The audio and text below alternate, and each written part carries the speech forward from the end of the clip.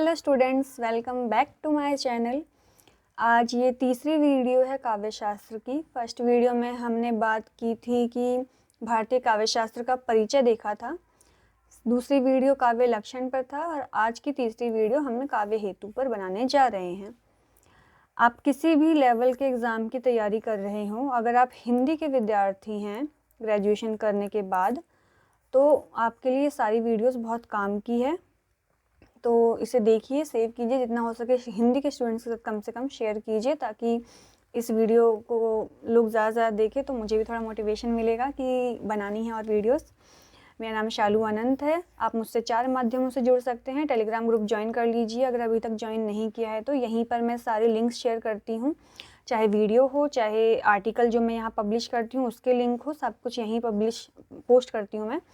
तो आप यहाँ पर मुझसे कनेक्ट हो सकते हैं। इसके अलावा आप मुझे मेल कर सकते हैं कोई क्वेरी हो तो। और इंस्टाग्राम पे भी हम अब थोड़ा थोड़ा एक्टिव हो रहे हैं, तो आप देख लीजिए अगर आपको वहाँ पे भी फॉलो करना है तो। काव्य हेतु की शुरुआत करते हैं। हेतु क्या है पहले ये जान लेते हैं। हेतु का मतलब है कारण, मतलब किस कारण से कविता लिखी गई है। अगर मैं कोई कविता लिख रही हूँ तो उसकी कोई वजह होगी, मुझे प्रसिद्धि चाहिए होगी या मुझे धन चाहिए होगा या फिर कुछ भी आनंद चाहिए होगा या स्वांतः सुखाय के लिए, अपने खुद के सुख के लिए मैं वो कविता लिख रही हूँ। तो क्या कारण है कविता लिखने का, उसी कारण को काव्य हेतु कहा जाता है। और संस्कृत काव्य शास्त्र में मुख्यतः 3 काव्य हेतुओं की चर्चा की गई है। इस पे मैं एक शॉर्ट रील भी बना चुकी हूँ, आप देख सकते हैं चाहे तो जाके। ये लेकिन लॉन्ग फॉर्म है तो ये ज़्यादा सही रहेगा आपके लिए देखना। संस्कृत में 3 प्रमुख काव्य हेतुओं की चर्चा हुई है, प्रतिभा, शक्ति, व्युत्पत्ति और अभ्यास। अब इन तीनों की विस्तार से चर्चा हम अभी आगे करेंगे। पहले देख लेते हैं कि कौन से संस्कृत आचार्य ने किसे काव्य हेतु माना है। भामह ने सिर्फ प्रतिभा को माना है काव्य हेतु। भामह के अलावा हेमचंद्र और जगन्नाथ भी ऐसे आचार्य हैं जिन्होंने केवल प्रतिभा को काव्य हेतु में शामिल किया है। दंडी ने प्रतिभा, शास्त्र ज्ञान और अभ्यास, इन तीनों को माना है। रुद्रट और कुंतक ने शक्ति, व्युत्पत्ति और अभ्यास को माना है। वामन ने लोक व्यवहार, विद्या और प्रकीर्ण को माना है। जयदेव ने मूल प्रतिभा को माना है, लेकिन उन्होंने व्युत्पत्ति और अभ्यास का भी सहारा लेने की बात की है। मम्मट ने शक्ति, निपुणता और अभ्यास को माना है। तो इनको आपको कंठस्थ कर लेना है। अगर मान लीजिए सवाल ऐसे आता है कि निम्न में से किस आचार्य ने केवल प्रतिभा को काव्य हेतु नहीं माना है। भामह, हेमचंद्र, जगन्नाथ और इनमें से बाकी किसी के नाम दे दिए, तो आपको पता होना चाहिए कि किसने सिर्फ प्रतिभा को माना है, किसने प्रतिभा के अलावा अभ्यास, व्युत्पत्ति को भी माना है, किसने व्युत्पत्ति के स्थान पर शास्त्र ज्ञान का शब्द इस्तेमाल किया है, या किसने विद्या का इस्तेमाल किया है, किसने प्रकीर्ण का इस्तेमाल किया है, निपुणता का इस्तेमाल किसने किया है।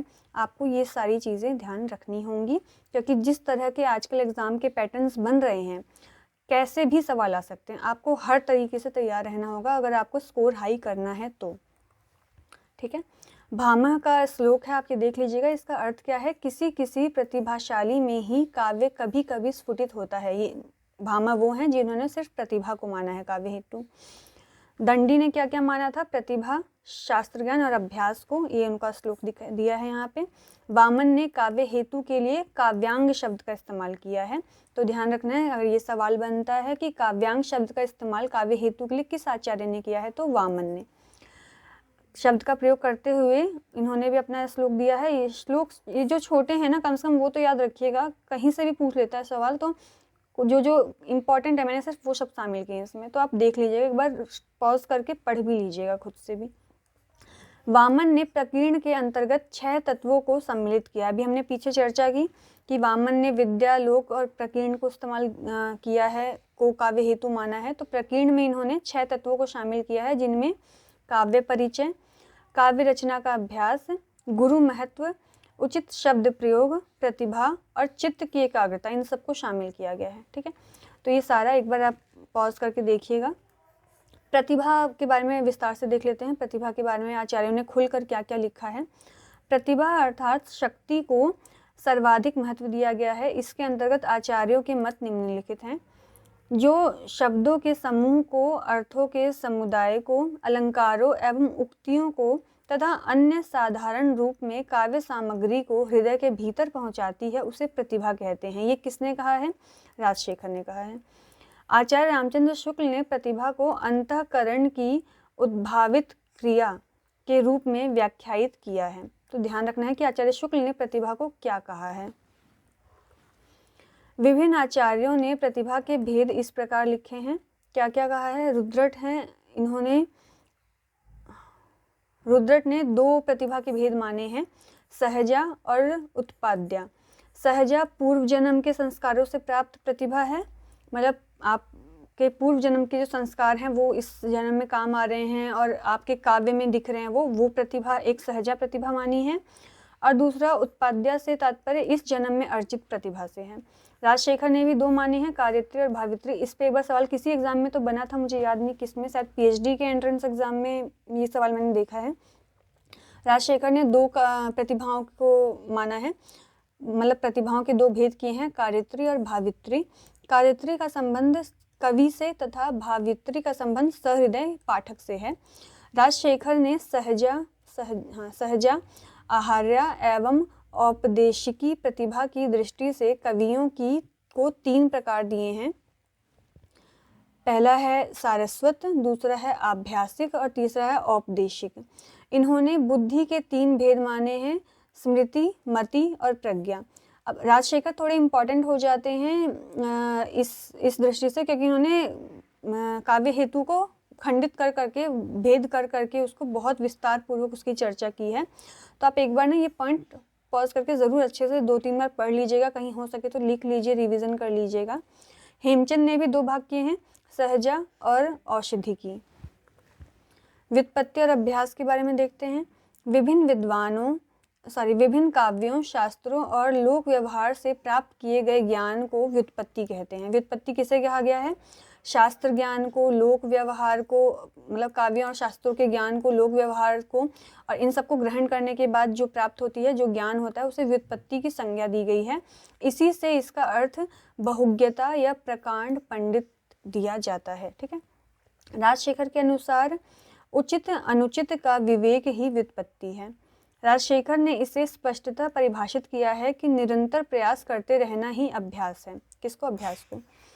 अभ्यास में तो कुछ डाउट है नहीं, व्युत्पत्ति के लिए बता दिया है। लोक व्यवहार से प्राप्त ज्ञान को और काव्यों और शास्त्रों के ज्ञान को व्युत्पत्ति कहा गया है। ठीक है, छोटा सा टॉपिक है ये, खत्म ही होने वाला है। अगले हैं पाश्चात्य काव्य हेतु। पाश्चात्य जो काव्य शास्त्र के आचार्य लोग रहे हैं, उन्होंने काव्य हेतु को कैसे व्याख्यायित किया है। अरस्तु और हॉरेस ने अनुकरण को प्रमुखता दी है। उन्होंने माना है कि अनुकरण ही काव्य हेतु है। कांट और हीगेल ने सौंदर्य प्रेम, आत्म प्रदर्शन और अनुकरण को माना है। फ्रायड ने अभुक्त काम की प्रेरणा को, हीगेल ने मानव का जन्मजात सौंदर्य, मतलब ये वही है जन्मजात प्रतिभा की बात हो रही है, सौंदर्य प्रेम, आत्म प्रदर्शन तथा अनुकरण की प्रवृत्ति साहित्य सृजन की मूल प्रेरणा है।